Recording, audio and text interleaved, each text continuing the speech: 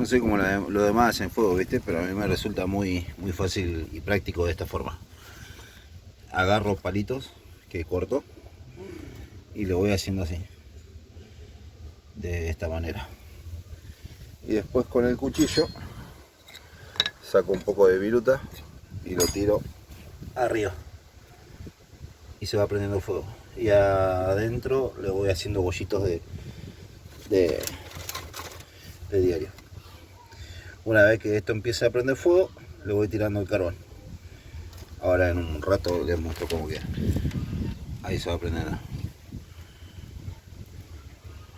Va prendiendo todo.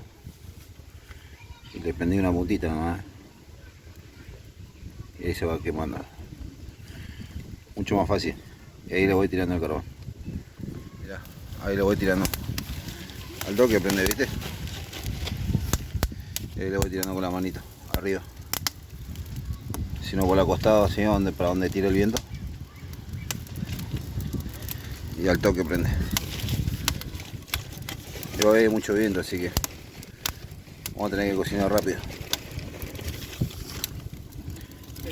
Al toque, loco. Qué lindo de hacer fuego. Es hermoso hacer fuego. Nos conecta con nuestro espíritu ancestral.